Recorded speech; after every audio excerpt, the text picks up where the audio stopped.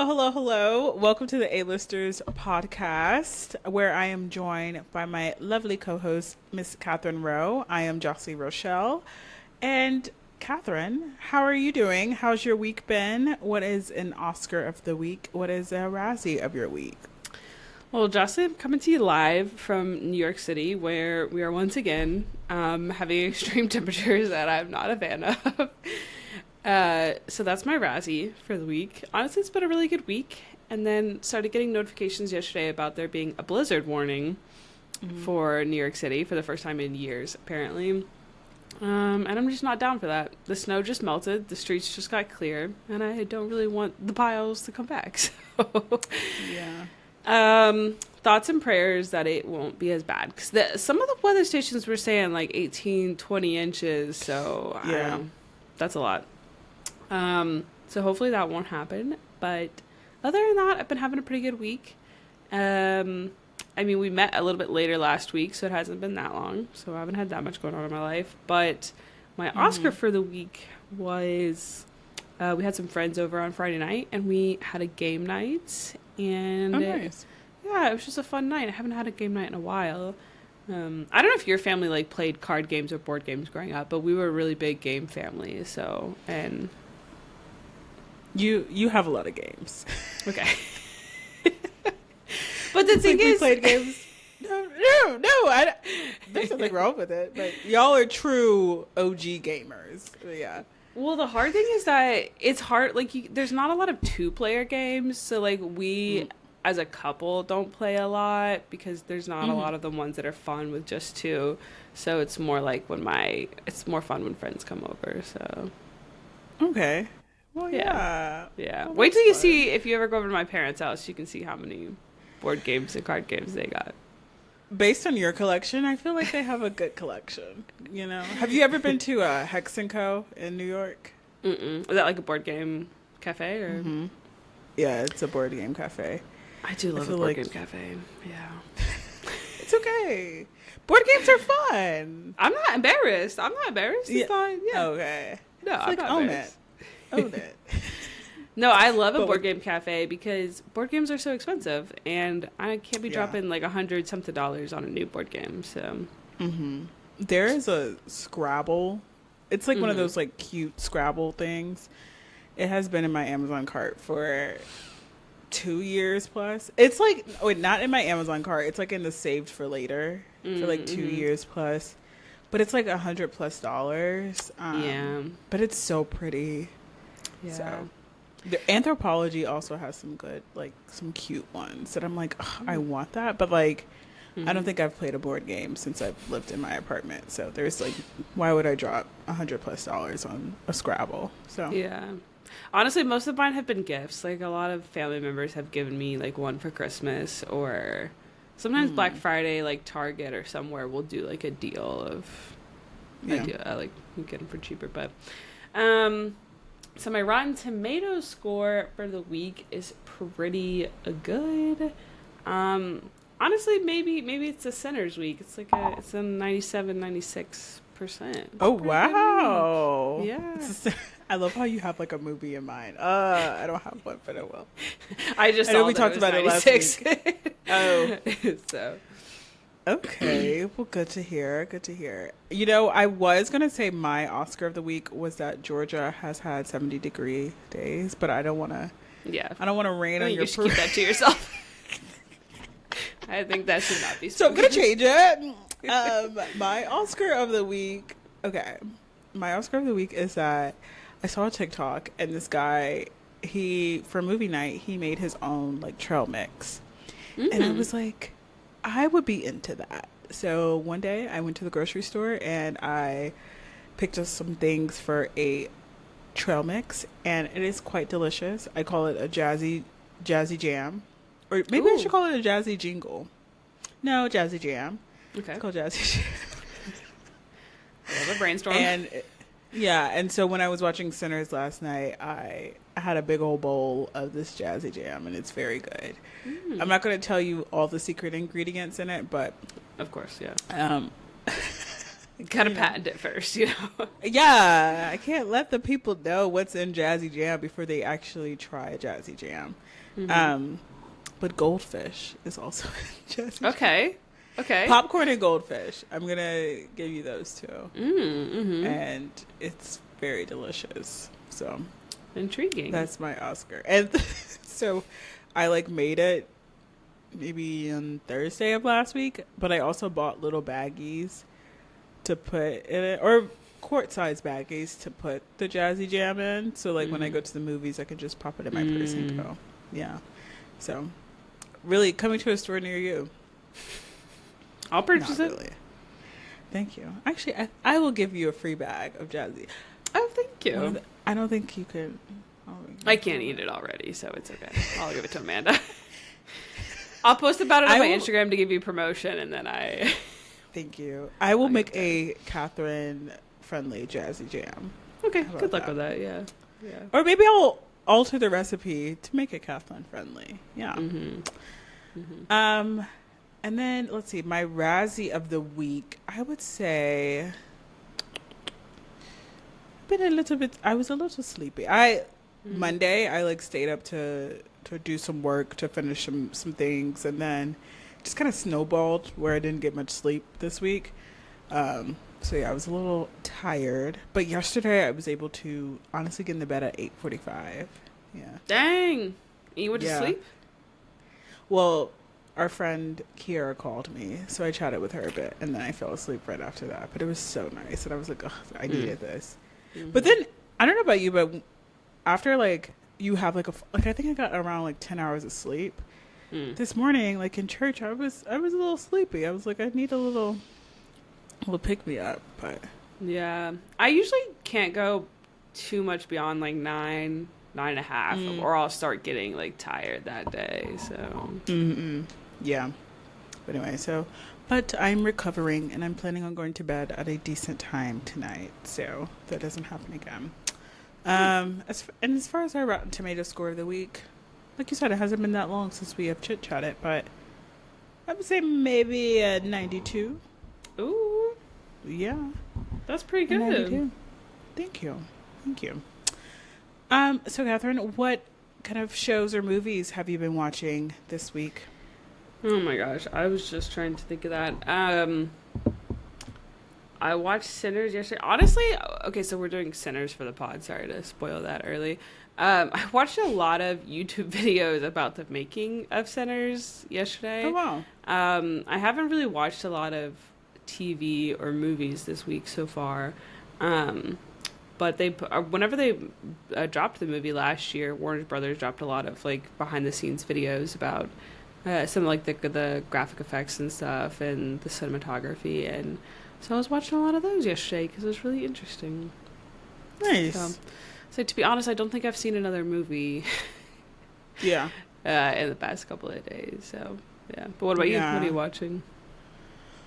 I'm kind of in the same boat as you. I've decided to host a Bridgerton Part 2 watch party. So jealous. Yes. I know. I wish you were there. But I told myself that I'm going to rewatch Bridgerton Part 1, but I haven't been doing that too much. I watched some of it. You say that as if you how many times have you had it on in the background already to watch? That's not important. Several that times. Is not important. So yeah, other than that though, I haven't really been like you. I haven't been watching too much. I really want to go see Sentimental Value. They had a Showtime today, but it will cut it too tight. I'm like, dang it. Yeah, I think you really should. I did just see though that Secret Agent and a couple of the other ones. I don't know if I sent you this screenshot of a tweet, but a bunch of them are coming to streaming services in March. I think in preparation for the Oscars. So. Keep an eye out for some of those. So as far as some AMC or as far as some movie news, speaking of going to the movies, Katherine, if you haven't already, I know you have an intolerance, but have you purchased the AMC popcorn pass? I have not. Because like you said, I don't... popcorn pass? No, I don't know what it is. Okay. So for anyone who is not familiar with the Popcorn Pass, AMC, I think it was 2026. It's $29.99, so about $30 plus tax. I think you just purchase it one time, so it's not like a subscription. Thank you. But every time, if you have the Popcorn Pass, every time you buy a large popcorn, it is 50% off, and it's for every day. So I think you only get like one a day. So, do you have to have an AMC A-listers account to do that? I don't think you have to be an A-lister.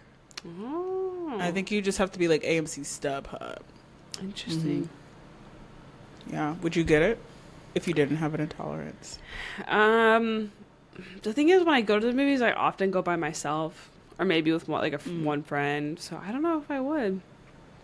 It's a lot of popcorn. Would you? So, I look forward to my free large popcorn on my birthday. That's true. And it is a lot of popcorn. So I don't think I would do it. But the other thing is, it's only $30. I mean, you'd only have to buy the popcorn a couple of times in order for it to be worth it. So, yes, but how much is a large popcorn now at AMC? Oh, don't ask me that. It's expensive. I know my kids' meal is about $12 now. I was gonna say I think upwards of 20. I think if you have children, it would definitely be a deal that was worth it. Yeah, but I just don't see how, if you're not regularly going with a group, it'd be worth it. Yeah. Well, not me pulling up the AMC app. Just see. Do you ever order ahead? You order your snacks ahead at AMC? This says a large popcorn at AMC. Oh, I guess, yeah, by itself costs about $10 or $12. So that's actually not bad. So like $5? But the thing is, that would be if you're just ordering the pop. Like, does this deal also apply whenever you get the combos? Because I don't know how many people just get the popcorn and don't get like a drink and candy.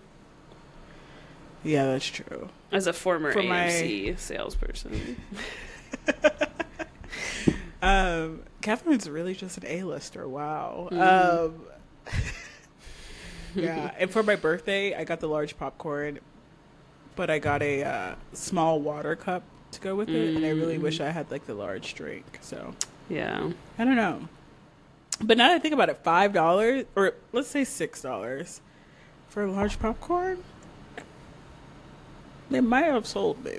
It's not bad. It's not bad. Like a good Marvel movie with a large popcorn. I need a large drink with it. Okay. Anyway. But now I'm like thinking about it. Will Jahsleigh like finally grow up? Yeah. But I just made my jazzy jam. So it's you like can just flip flop. 1 week use your jazzy jam, the next week do the AMC popcorn. Okay. But in other news, you told me this. Jacob Elordi possibly as James Bond. Yeah. So there's been a lot of like James Bond casting news going around for a couple of years now, of how old he's gonna be. But Jacob Elordi seems to be the hot one recently, and I don't think either one of us are fans of it. I don't like it. I think we both think he's too tall, to be honest. Yeah, and he's not. I feel like for James Bond, you have to be kind of smooth with it too. Yeah. And I'm not saying that he's not smooth, but I feel like you have to be a spot. Like, I feel like if Jacob Elordi walks into the room, everybody's going to notice him. But if Daniel Craig walks into the room, some people might notice him. Some people, So, and I think, and we were chatting about this. I think it needs to be someone who's not as famous as Jacob Elordi. I think it needs to be a little bit of a newer person. I think it's a good idea to cast a younger guy so they can make a lot of movies out of him. But I don't know who I would pick for them to do it. But I just think Jacob Elordi's been a little too mainstream the past couple of years. Yeah. Honestly, I was thinking Bridgerton season 1. What's his name? Reggae. He was on a list, I think, for of people were thinking that he might be one. Yeah. I think he would be good. He would be good because he's British. He's pretty young. Mm-hmm. He's handsome. He's also kind of smooth too. Mm-hmm. I'm trying to think. He's like the right level of famous too. That I think like people know of him, but he's not like super crazy. Yeah, I don't think Jonathan Bailey. No, as a Jonathan Bailey fan, he's pretty famous right now. Mm-hmm. He's been in a lot, so yeah. I don't know. Decisions. I could see him. Bridgerton guy. I could see him doing it. Mm-hmm. I'm trying to think of other Bridgerton cast members that might be good for it. Okay, I'm glad we're sticking with Bridgerton. You're like, which the cast? Yeah, those Maybe only not. British people you know. No. It's like Bridgerton. I like Aaron maybe Taylor not. Johnson for it a lot, but he is not like old, but I think he might be closer to like 40. So I don't know if they're trying to find someone in like their early 30s. 'Cause I think he's British. Oh no, he would be a good one. Yeah. He's 35. Actually, that's not bad. Yeah. He's kind of smooth with it. Yeah, I think he's more attractive when you see him acting. Okay. But yeah. So Jacob Elordi, we'll keep our eye on that. I will still go see it, but I'll be in protest. So. Not you'll still go see it. It's like, well, I don't think they got me. To be honest, I'm not too familiar with any of the James Bond movies. So. I don't know if I think you would like them. You're not a huge action movie person, so yeah. I think I tried to watch Skyfall, and I was just like, I may have fell asleep. Sorry. The good thing is, like, depending on who is James Bond, sometimes they can have like more serious. Sometimes they can be a little bit goofier, like a little bit more lighthearted. Like Daniel Craig's was a very serious James Bond. So I think if you don't like those, you might like some of the older ones. Okay.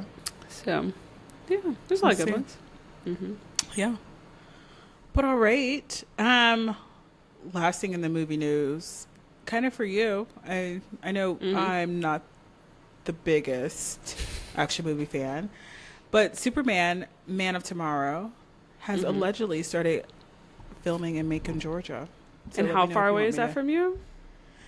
Macon is maybe 90 minutes from me.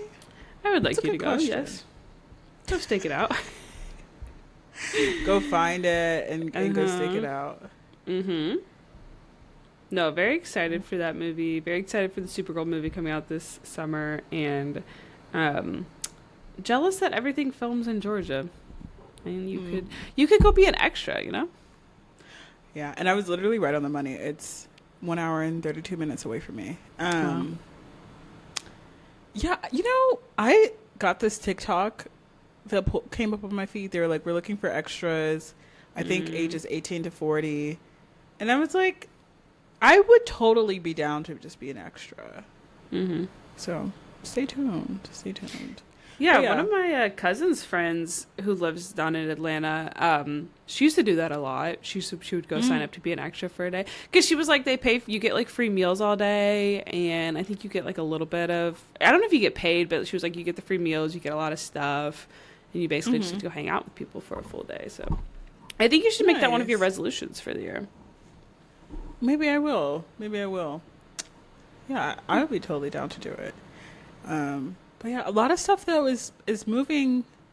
Maybe some more stuff is being filmed in Georgia, but a lot of it is going across the pond in London or honestly Australia. Yeah, I know now that Marvel's not in Atlanta as much anymore. I feel like that's taken a lot of stuff out of there. But bring it back.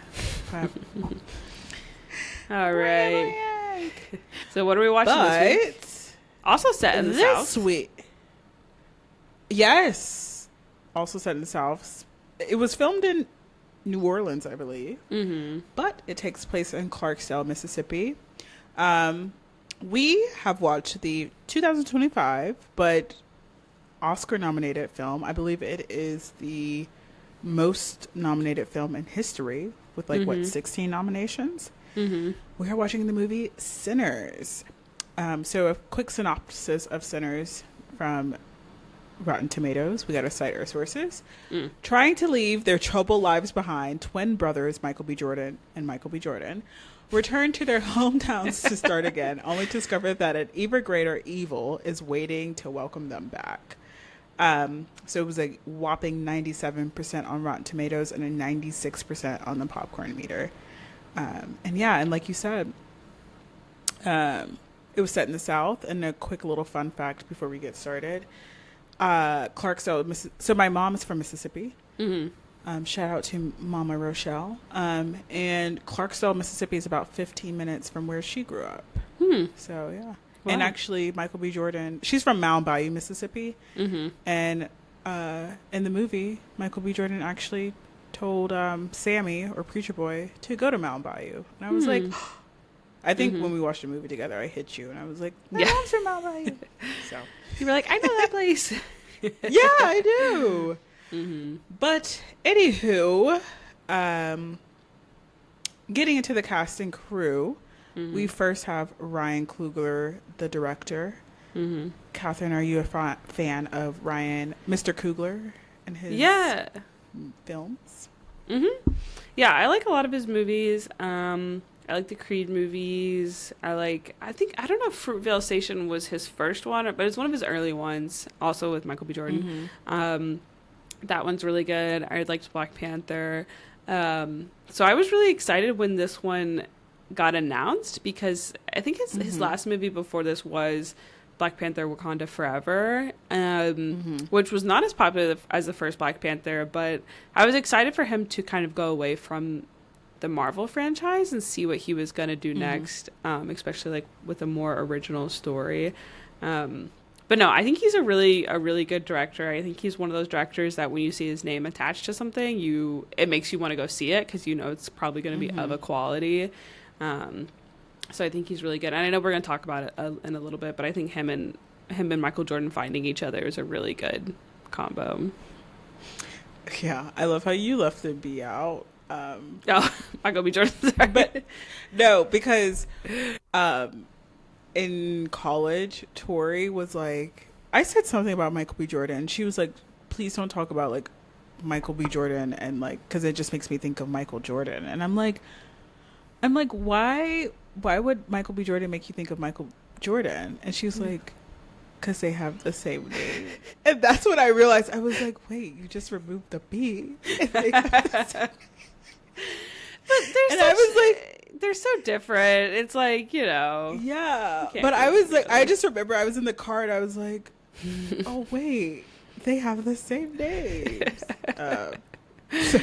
Anyway, so Michael Jordan. But yeah, I'm a fan of Ryan Coogler as well. And I was looking at the films that he has directed, and I'm surprised that I've seen a good bit of them. So, so yeah. What about the cast members? This film is starring Michael B. Jordan, Haley Steinfeld, Delroy Lindo, Miles Cannon, Jack O'Connell, and many more. Are you any fans of anyone in particular? Yes, I like Michael B. Jordan a lot. Like I said, I've seen him in a lot of Ryan Coogler's movies, but he's been acting for a really long time. I mean, he's been acting and stuff since he was really young. Haley Steinfeld, as you know, I'm a lifelong fan of. Yeah. She stars in a lot of my favorite stuff, and I think she's really, really good in TV and in movies. So I was excited when that combo was cast in these movies. I think Haley Steinfeld was added a little bit later too, because Michael B. Jordan was I think cast pretty early on in this movie. Delroy Lindo also has been in a lot of stuff for a really long time, so I was glad that he got into more of a main role. I know he's supporting actor, but kind of a main role for this.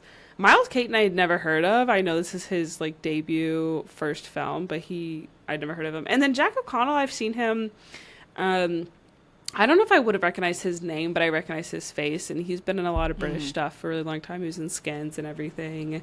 And then, yeah, everyone else, like Wumi Masaka, I recognized her. She was in some Marvel stuff. Oh, really? Yeah, she was in Loki, the show. But I don't know if I would have been able to identify her by name. I was just kind of like, oh yeah, she's familiar as well. Kind of like Jack O'Connell. I was like, they're vaguely familiar. But yeah, I mean, a lot of big names on here, and then also a lot of new people, which is, I think, a good combo for a movie. Yeah. What about you? Yeah, I like Michael B. Jordan. Been a fan of him for a while. Also like Haley Steinfeld as well. She's pretty cool. I liked her, to be honest, like before Sinners. I would say I liked her as like a singer before I said I liked her as like a actor. Yeah. But I like her. And then Delroy Lindo, a fan of him. He was in Crooklyn, a Spike Lee film. But then he's also in This Christmas, which is one of my Letterboxd 4. So big fan of him. And like I'm glad to see him nominated because he's been acting for a while. So finally glad to see him get that nomination. But I know you mentioned it earlier that Ryan Coogler and Michael B. Jordan, they have done a few films together, like Black Panther, the Creed trilogy, Fruitvale Station. So they're definitely like a duo. But do you have a favorite actor and director duo? I've given you... Yeah, you give me a list. I think Ryan and Michael might be up there just because I like a lot of their movies the best. Quentin Tarantino, Samuel L. Jackson, that's a pair that we put down. I think they're a really good combo. I don't like Quentin Tarantino movies personally. I would probably off the top of my head. Django Unchained? I haven't seen that one actually. So, yeah. I've seen Pulp Fiction. I saw a couple of his more recent ones. But I probably off the top of my head, I would say like Greta Gerwig and Saoirse Ronan. I like them as a combo. I was looking, but Christopher Nolan and Cillian Murphy is a really good one. Inception, Dunkirk, Batman Begins, Martin Scorsese, and Leonardo DiCaprio. But I think that honestly, Ryan and Michael, just looking at the list on here, like if I was gonna go rewatch movies, Black Panther, Creed, Sinners, Fruitvale Station, like that's a really good list of movies. So maybe them, honestly. Yeah, I would say them for sure. I feel like that's the list that I think I've seen them all. Spike Lee and Denzel Washington, I think they have a newer movie out as well that could have gotten added to this list. But yeah, I like them both. And then, okay, Tim Burton and Johnny Depp. I mean, I've seen a lot of those movies. They're just not my favorite, but I think they're a good pair. So yeah, like Alice in Wonderland. Maybe I just like Johnny. Do I like Johnny Depp like that? I like Edward Scissorhands. Yeah. I like Alice in Wonderland. If they had Charlie and the Chocolate Factory on here, I would have been like, for sure. But yeah, but a lot of these I realize I haven't seen. Martin Scorsese and Leonardo DiCaprio. I feel like Wolf on Wall Street, Killers of the Flower Moon. I've seen that.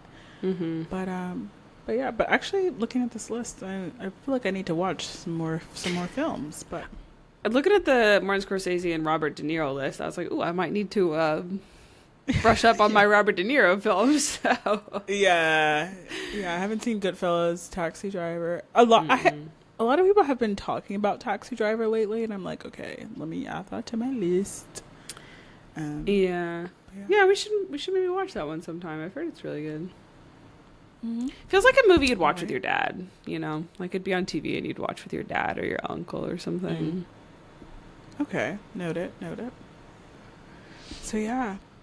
But moving along to the setting and cinematography of Sinners. Like I said, it took place in Clarksville, Mississippi, but actually filmed in New Orleans, I believe. Any thoughts on the cinematography of it all? Yeah, well, when I was rewatching it, which, just to provide a little context, we saw it together in theaters in the IMAX theater, Lincoln Square last year, which was a really... capital T, capital H, capital E.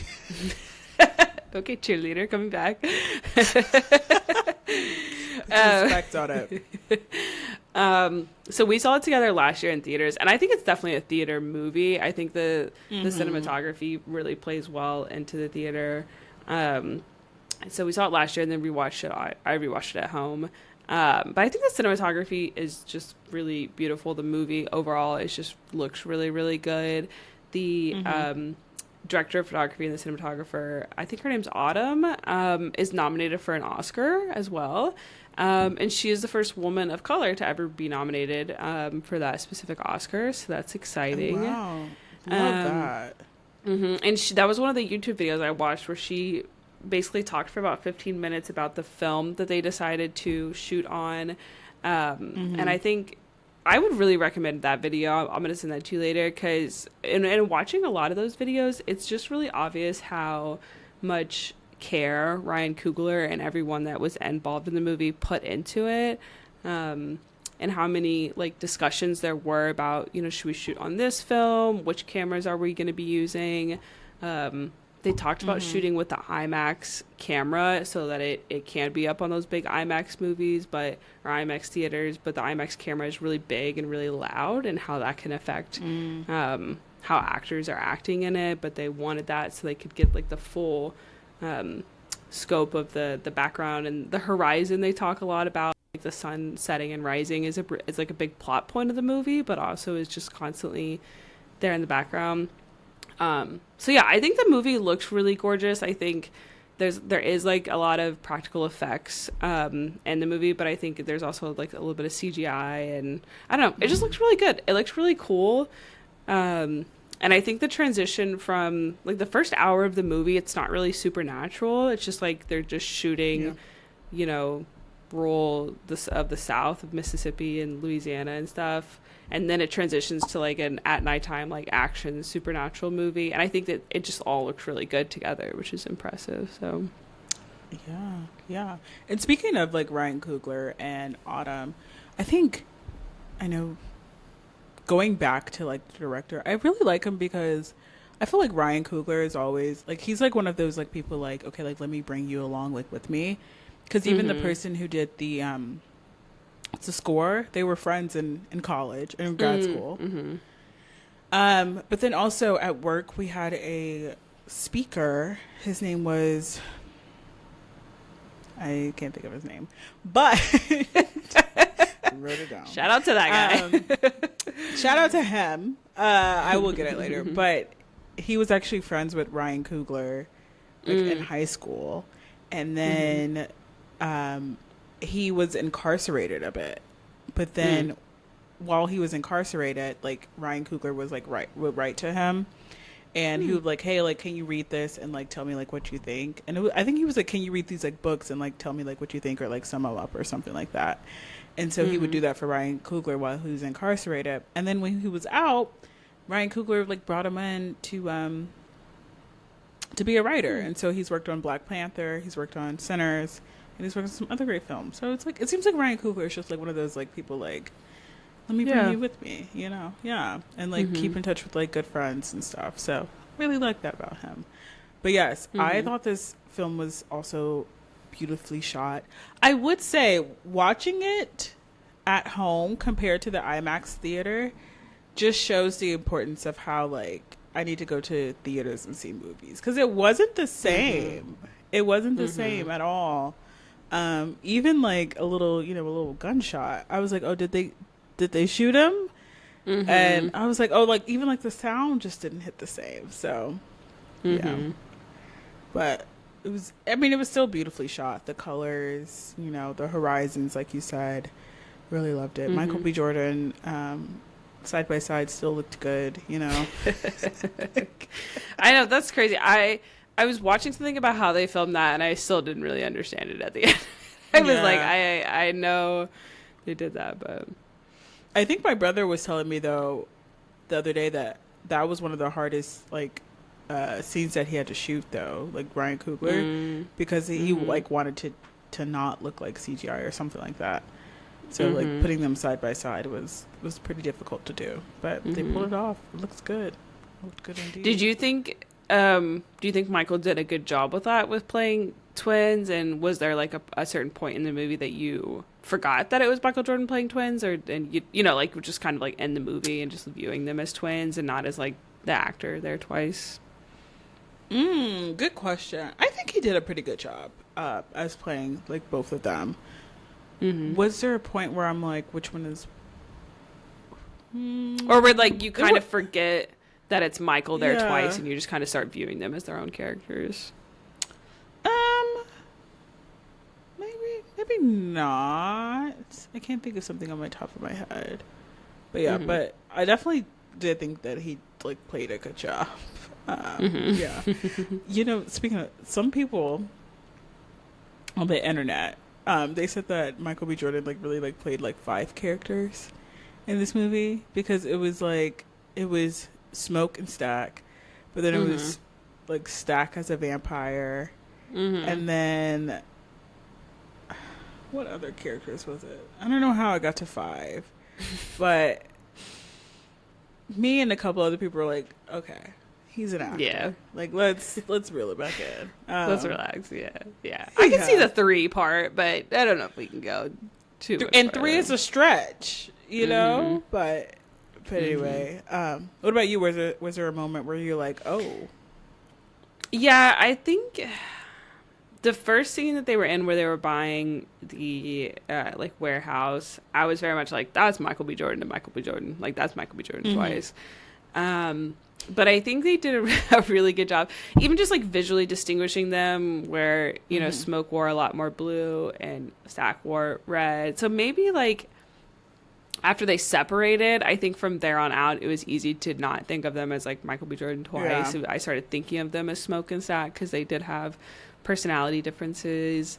And they obviously both had 2 different love interests. I think that kind of helped too, is they very much established them as separate people. Haley Steinfeld being Stack's love interest, and Wumi Masaka being Smoke's love interest, his wife. So yeah, probably like maybe like 20-30 minutes into the movie, I stopped being like, oh yeah, that's Michael B. Jordan like playing 2 different characters, and being like, those are just 2 different characters.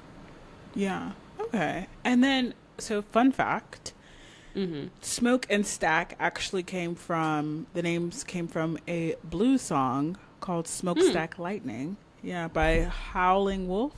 And this is a fun fact for me that I learned yesterday, but I actually really like that song. Like, I don't listen to much blues, but that is one blues song that I do have on my my playlist. So let me know if you want me to sing it for you.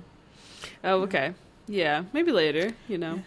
I'll decide. You know, like, so the artist is called Howling Wolf, so there's one point in the song where he's like, hoo, hoo. Michael B. Jordan does that? Or no, the on the song in Smokestack. Oh, okay. Yeah. Okay. Gotcha. We'd love to hear Michael B. Jordan say hoo hoo.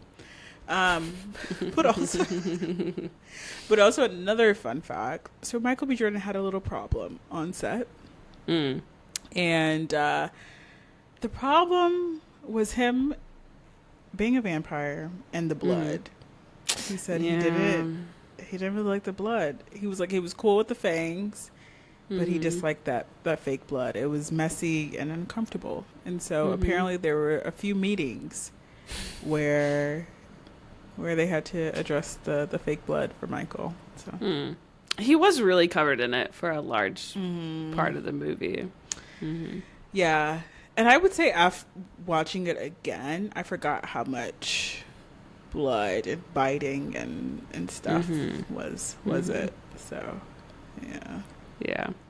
Okay, I have an important visual question for you. Oh, no. Let me close my eyes.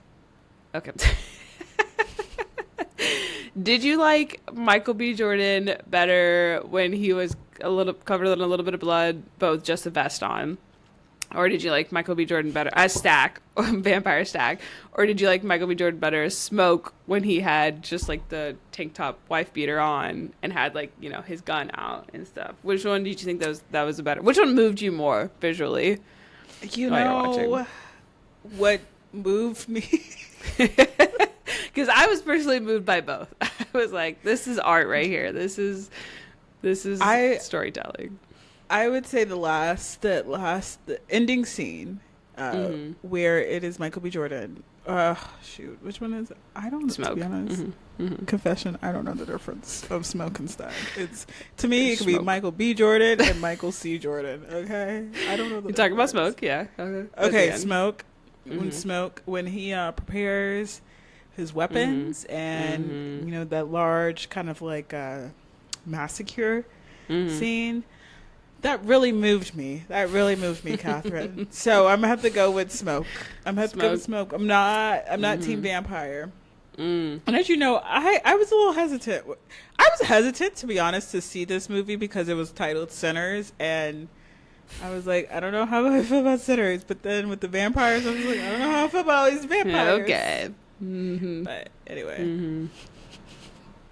I know, you were getting ready. You were like, we got to go to church afterwards. We got to do something. Yes. But which one moved you more? Was it Smoke honestly, Stack and the like just the vest. I was like, this is a look right here. Like, I know his neck was a little bitten into. Yeah. But but no, I still liked it. I thought that he looked quite good. Okay. Yeah. Yeah. Yeah, and okay, so to be honest, I know we chatted about this before before we start recording, but I went to the premiere, or I didn't go to the premiere. I was dilly-dallying, and the premiere of Sinners happened to be at the Lincoln Center,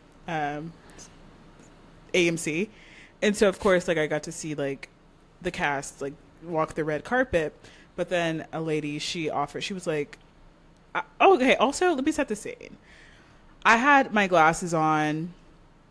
I had, like, a hoodie on and, like, leggings. And I even had my Hokas on. So, like, was just chilling. I had picked up a book from the library. I was really chilling. And I was just, like, looking at this cast. And a girl came up to me. She was like, do you want to go, like, in the premiere and, like, go watch this movie? And something that I probably should take it to my journal and write about. But I said no. And honestly, I regret saying no. But I think I said no because I was kind of iffy about it because it was like Sinners and I was like, I don't want to get scared. But then I also said no because like me and you, we had reservations to go see it in the IMAX theater. Yeah. But yeah. I mean, you're better than me. I would have said yes. So. I would have said, Jahsleighe, who? I'm here. Let's go. I really should have. I don't know why. I was just like, oh no, it's fine. I should have went anyway. But on that, this is a horror movie and this is a supernatural movie. But were you scared a lot throughout it? Did you think that it was like super scary, or what did you think about that? Because you're not a huge horror fan. So I'm not a huge horror fan. I'm not a huge horror or like supernatural fan. And so I don't think I was necessarily scared. There was just like some moments like with blood, with biting that I was just like, you know, kind of like Michael B. Jordan and the fake blood. It was just like it was a little much, you know. I was like, I don't really love all of this fake blood. But I don't think it was necessarily like frightening. So, I mean, are more like horror movies and supernatural movies, are they like this? Or are they a little scarier? I think it depends on what kind of movie you like to go see. I like this kind of horror because I agree. I don't think it was super scary.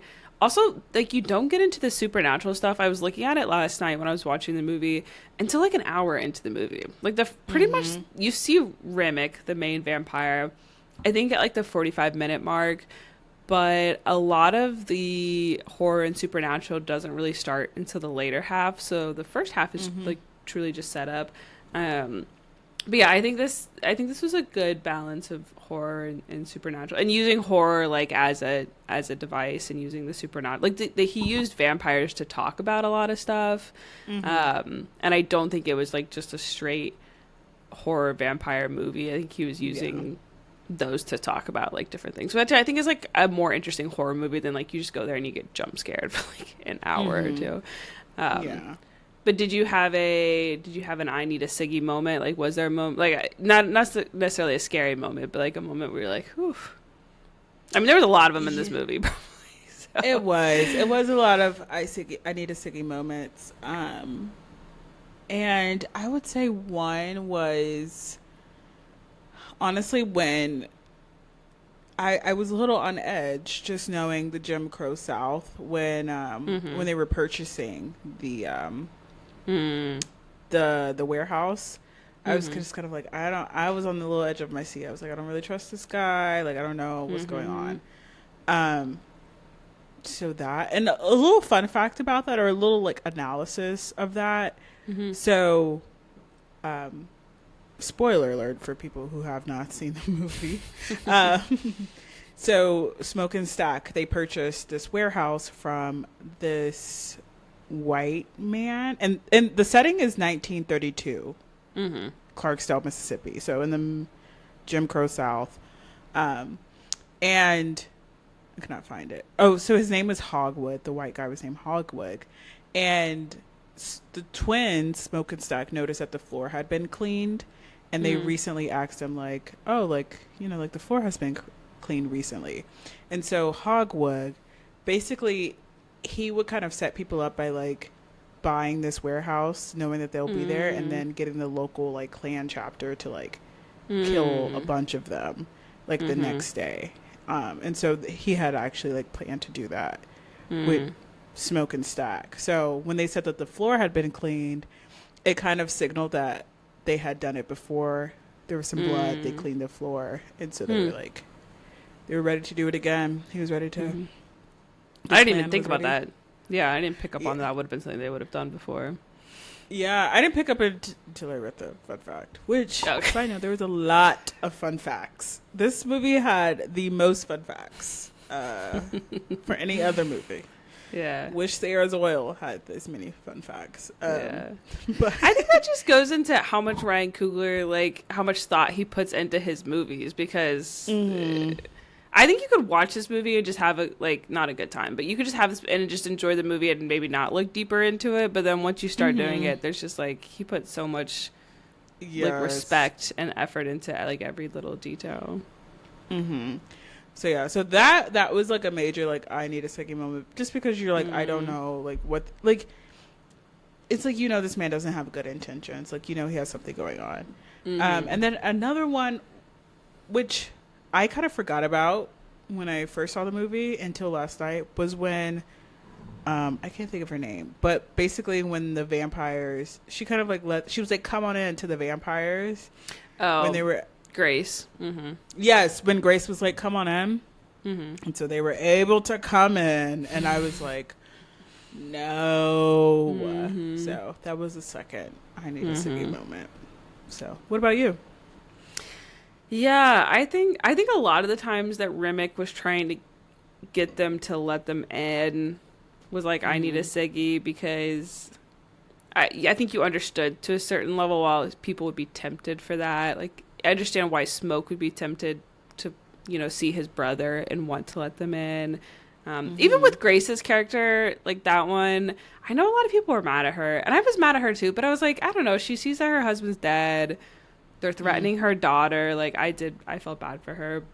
But mine was probably the first time that Haley Steinfeld's character goes out there, because you know as soon as she goes out there that I'm like, well, she's a goner. Like, and especially when she comes back in, and they obviously let her right back in because they know her and they think that it's still regular Mary. So probably just that moment. But yeah, anytime they're at the door and they're trying to probably Cornbread trying to get back in was pretty scary too, because it was like a funny scene, but it was also like pretty. He did a good job of being like kind of intimidating and scary. He did. But speaking of when Mary went out there, I really like that song. I did too. That they were singing. Yeah. We should get a third member and we should re-sing that. But like, okay. Vampires. Yeah. Or as vampires. That could be fun. Oh, no. Not around here. No. I'm not a vampire, Catherine. No. It doesn't seem fun. No, not at all. And like once again, the fangs, the blood, the supernatural. Nope. To be honest, I want to call this music a musical in a bit. I mean, music is like the most important thing in the movie. Like it really is. So I feel like you can call it that. Thank you. Like the music is a plot device. It's important to the characters. Like I feel like it is a musical. I have been listening to a lot of like the songs. I listened to the score and then I listened to a lot of the songs, and I'm like, this movie has a lot of music in it. So we could Sinners the musical. What if that becomes like a Broadway show? I can see it. I can see it. Bring it to Broadway. I'll watch it. But fun fact, many of the musical performances were recorded live on set with cast members performing alongside blues musicians. So, did you have a favorite, not even necessarily a favorite song, but a favorite like musical scene? Because there's like several big scenes that because the music is not just like in the background where like we the audience are hearing it. It's like the people, like you said, are playing it live and the characters are hearing it. So did you have a favorite scene? Ooh, favorite scene. I mean, I'm gonna have to go with the scene where Sammy is singing, and they show like the hip hop, they show the Native Americans, and even like different cultures, and kind of how the music is like intertwined. Like, you know, you have to go with that. Because I thought like seeing that in IMAX and seeing that for the very first time, I thought that was very cool. And to see how like all the cultures are like brought together, but then also how like blues and like how certain music genres build onto each other. So yeah. What about you? Yeah, I like that scene a lot. That was kind of a controversial one. I know that some people didn't like it and a lot of other people loved it. Because I had heard going into it that there was like a big scene that like people were talking about. But same, I liked how they showed how like your, you know, culture is passed down through music and how like all reflects and intertwines in the past and in the present and the future. So I thought that was a really good scene. I also really liked the Irish jig scene. Like, you know, that would have gotten me out there. You know, I don't like how much I like that movie. I mean, that scene and that song. You know? It's like Remick would have gotten me. They start dancing in their circle. He starts like singing.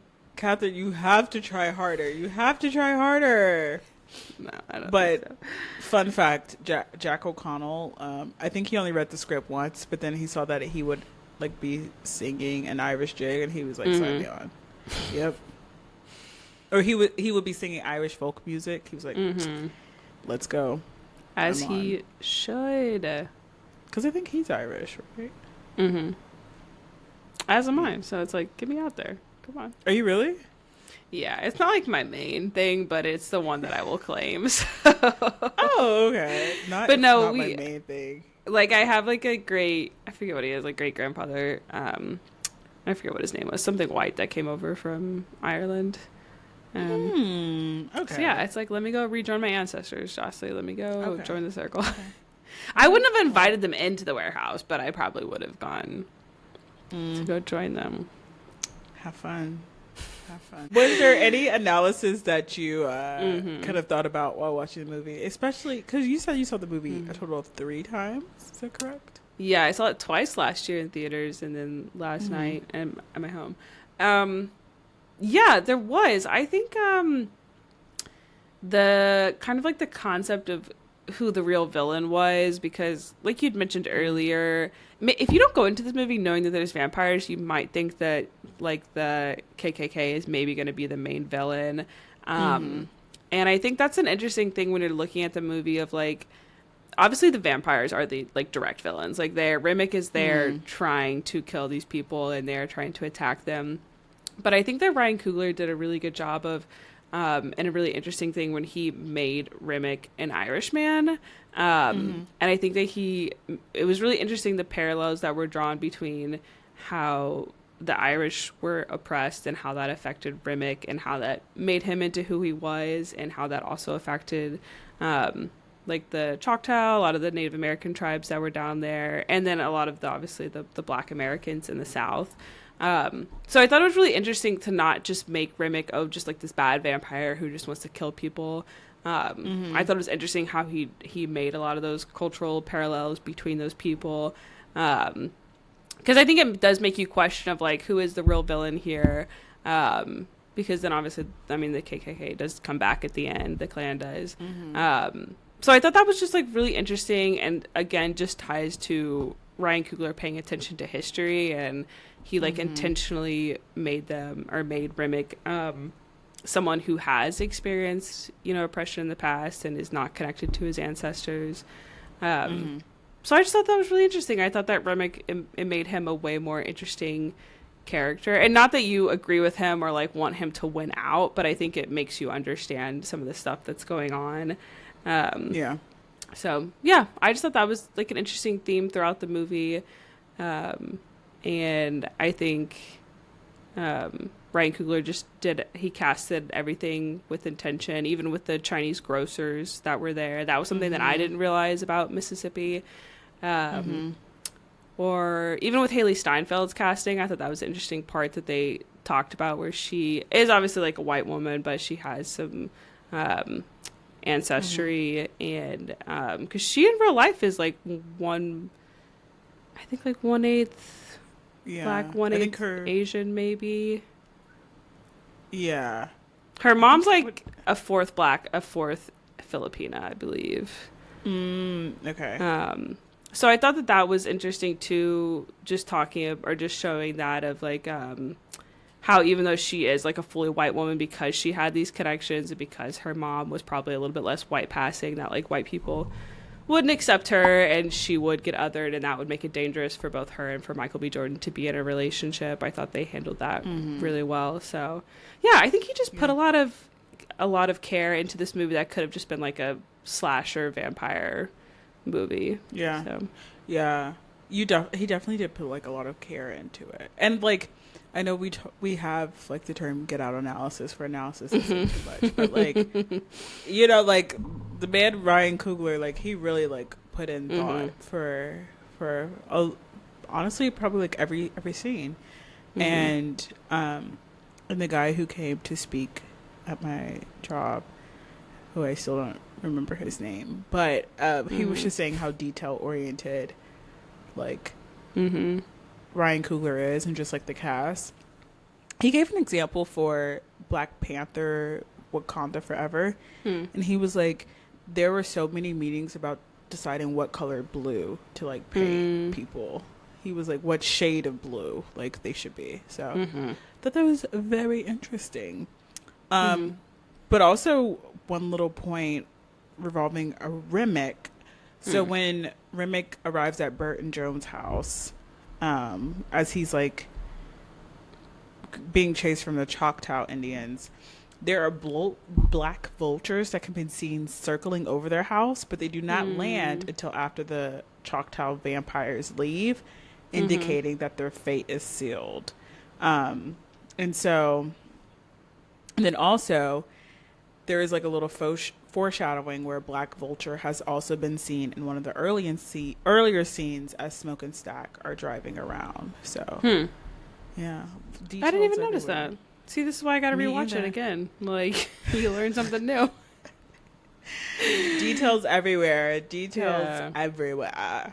So, if there was going to be like a prequel or a sequel, which I'm not saying they need to do that because I think movies are standalone, is there something that you would want? Because I've seen a lot of people say they'd want like a prequel around the Native American tribes that are hunting Rimmick, or maybe hunting different vampires, or spoiler alert for the end of the movie, Stack and Mary are turned into vampires, Michael B. Jordan, Haley Steinfeld, and they live, because there's an after credits scene that cuts to years later, which we can talk about because it has a pretty big guy in it.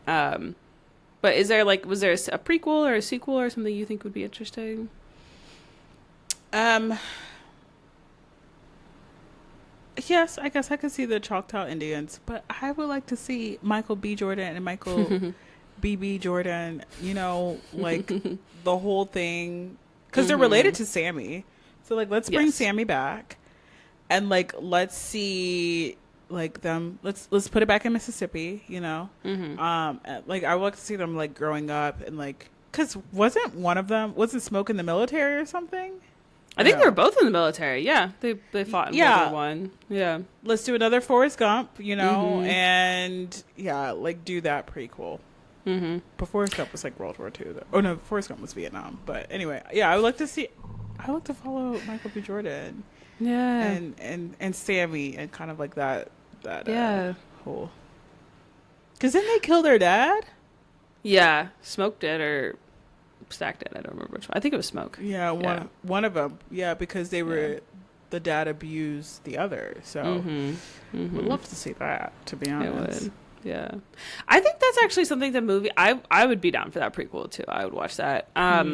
But there's a lot of history between the characters in this movie, and I think they do a really good job of like having little conversations to fill you in because like you quickly understand that they're family, about their dad, like you said. Even the relationships between Haley Steinfeld and Wumi Masaka's character, like I think you understand what happens there between those two relationships, because seemingly they were with both these people, and then they the baby died of Smoke and Wumi Masaka's character, and then Michael Jordan married off Haley Steinfeld to some white guy in Arkansas, and then they like win. Fought in World War II, and then like we're in Chicago and all of this. But that's like that's like 30 years of like backstory that they, I think, pretty well like slipped into the movie, and it wasn't like too confusing you know. Yeah. Would you want to see, I kind of want to see Mary get married, like that whole situation, like their love story too. Yeah, just put that that's what I'm saying. I think a lot of that is really interesting. It just would be really interesting, because I think both love stories are really sad, and you see why both of them have happened, and complex dynamics and stuff. So yeah. You know, now that I think about it, I think I really am Team Smoke. Like, okay. Wait.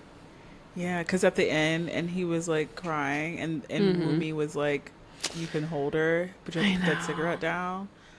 That was like a really good scene. You can have the vampire. But I do love how Smoke's ending is like, he does die, but it's not like shot or written as like a sad, like a death scene. It's written as like he's moving on to heaven with his wife and his child, and it's like a you know. Yeah. Okay, I'll take Stack and Haley Steinfeld and go live a long time with them. Like yeah. But okay, so what did you rank this movie on Letterboxd? Well, I really love this movie. I gave it 5 stars. I gave it 5 stars last year. I gave it 5 stars again. I just think it's really good. I think it's really interesting. They have a good cliffhanger at the end of the movie. They wrap everything up really well. I didn't predict a lot of the stuff that was going to happen. Oh no! In the movie. Okay. Did you know it was a vampire movie? I do think that I had that spoiled for me. Yeah. Oh, okay. I didn't know it was a vampire movie. So many. I was like, but yeah. But I didn't know. Okay. I didn't know anything else. A guy like tried to not stay spoiled going into it, so I didn't. Even the part at the end where it's like, Smoke lets Stack live, like you don't see that until the end credits. I was really surprised by that part, and him and Mary living. So yeah. I also ranked it 5 stars. I need to you know, I don't often do that little letterbox where the rewatch thingy, but I'm gonna redo that. So yeah, it's 5 stars. Big fan. And then we also didn't talk about Miles Canton too much, but loved his voice. I didn't realize how deep his voice was until I rewatched it. But, he's a very deep, and he did a really good acting job. Like he did a very impressive job. Yeah.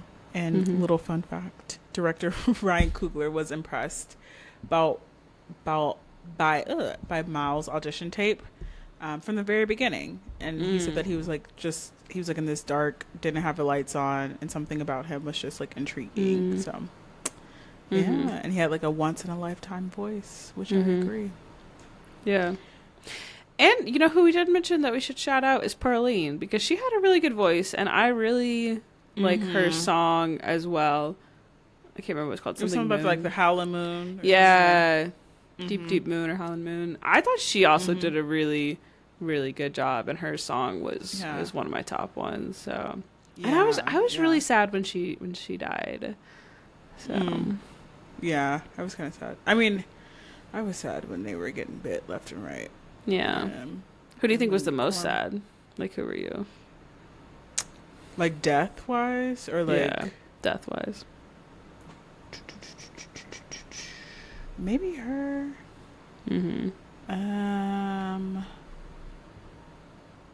Also, the guy that they like. Hold on, no. Maybe her, and then maybe also Wumney when she was just kind of like, "Don't let them take me as a vampire." Yeah, I thought that was kind of sad. Yeah. Yeah.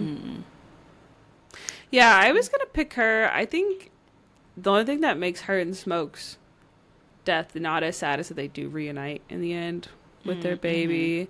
So even maybe Delroy Lindo's character, because he sacrifices himself for Sammy, and he's been like kind of just like a funny character the whole time, or he just adds a lot of comedic relief, and then he has like a sacrificial death. So yeah. But yeah, okay. So where are you ranking this movie? I think it's gonna be number one. I think it's gonna go over Little Women. Yeah. I just really... Just because sentimental value is not on here. She's not trying to fool us. That's correct. I am still rooting for sentimental value Oscars. I want them both to win a lot. No, I just think, it was really good. Really good all around. Great acting. Great cinematography. Really great soundtrack. It was a movie that made me want to go figure out how they made the movie and watch videos about them making the movie. And I think that's like a really good sign for a movie. So, yeah. What about you? Where are you going to put it? You know, I think there's a movie that finally topped People We Meet on Vacation. I was going to maybe hardcore judge you if you put it below People We Meet on Vacation. I also looked at this and I was like, did I really put People We Meet on Vacation above one battle after another? And I did. Yeah. And I was like, well, is what it is. So yes, I would put Sinners as number one. So we have a new crown. I'm interested to see if there will be a movie in 2026 that will top Sinners. Yeah, I don't know. I'm interested to see what Sinners is going to win at the Oscars. Yeah. Is there... I hope it wins Best Picture. I was about to say, is there like a specific nomination you really want it to win for? Yeah, I think I really wanted to win Best Picture. And then I really want Delroy to win Best Supporting Actor. And then, of course, I mean, like, I'm rooting for them. But, yeah, really rooting for Best Picture. Because, like, when you look at it, it really was one beautiful picture. Yeah, I'm trying to look at the list right now. One beautiful picture. I really, I think Delroy should win as well. I think the cinematographer should win. I'm really rooting for her to get it. Let's see, I was trying to see. Did Michael get nominated too? He did. Him and his 7 characters, allegedly. I think if Michael was going to win for something, it would probably be for Sinners. Yeah, I think Ryan Coogler is the best director. Like, he does his best acting under Ryan Coogler, and I think that this would probably be, like, the best movie for it. But yeah, I'm rooting for cinematography. Delroy Lindo. I might be rooting for Cinema Value for Best Picture. I'm sorry. Oh, during Black History Month is crazy, Katherine. It'll actually be during March. So. Maybe Best Director, too. I do think Ryan Coogler. Yeah. Okay. But all right. But I definitely need to. I still need to watch Sentimental Value. I will watch it. But okay. So thank you all for joining and listening to our discussion on Sinners. If you would like to see more of Catherine and I's lovely faces, please be sure to follow us on TikTok and Instagram at A-listers_pod. And then you can also send us a lovely love letter or email at moviesandyap@gmail.com. So that's moviesandyap@gmail.com. And we shall be back next week with another movie. And I believe we're doing How to Make a Killing, unless is correct. Yeah, I think that's what Okay. Yeah, we'll be watching How to Make a Killing with Glenn Powell, and there are more people in that movie, but I cannot think of who else is in that movie. But yeah, but Margaret Qualley is in it. Oh yes. So yeah, thank you all for joining, and we will talk to you all next week. Bye. Bye.